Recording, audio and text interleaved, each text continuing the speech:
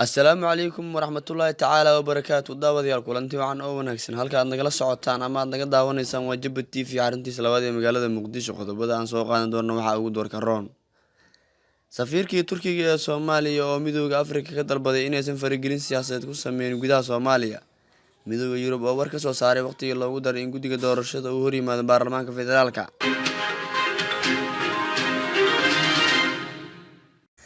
safiirkii hore ee Turkiga u fadhiyay Soomaaliya Ambassador Kane Toran ayaa ugu baaqay midowga Afrika inuusan faragelin siyaasadda gudaha ee Soomaaliya. qoraal kooban oo bartiisa Twitter-ka ku qoray ayuu safiirkii hore ee Turkiga kaga falceliyay hadal ka soo yeeray maamulka Jubbaland oo lagu cambaariyay khudbadii maalmo ka hor oo wakiilka midowga Afrika ee Soomaaliya ka jeediyay golaha ammaanka ee qaramada midoobay. Kane Toran ayaa yiri midowga Afrika waa inuusan faragelin siyaasadda gudaha ee Soomaaliya.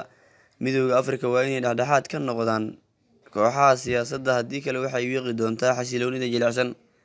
wakiilka midowga Afrika Francisco Madera ayaa la kulmay cambaareyn xooggan kadib markii uu sheegay in hogaamiyaha Jubbaland Axmed Madoobe uu heshiis la gaaray mucaaradka ogaadeen oo ugula jeeday in dhammaan dhinacyadii ka soo horjeeday doorashadii ay isku heebhayeen.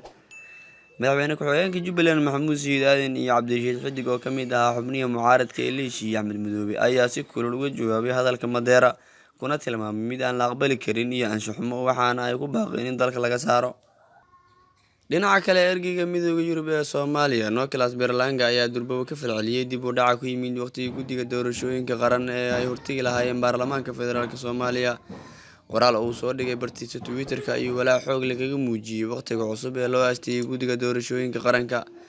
Nicholas Berlanga ayaa su'aal geliyay suurtagalnimada in waqtiga cusub loo qabtay guddiga doorashooyinka ay ka hor yimaadaan baarlamaanka lagu shaaciyo doorasho waqtigeeda dhacdo. midowga Yurub wuxuu walaac ka muujinayaa suurtagalnimada cawaaqibka waqtiga cusub ee loo qabtay in guddiga doorashooyinka uu hor yimaado baarlamaanka inay ka dhalan karto doorasho waqtigeeda ku dhacdo ayuu yiri.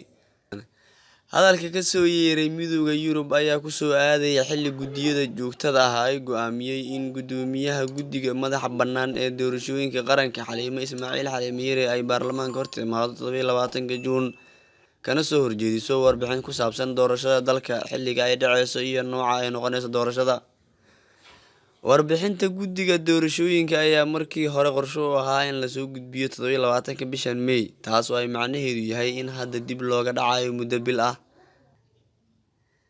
go'aankan ayaa si cad u jebinaya qodobada 13 iyo 53 ee xeerka doorashooyinka.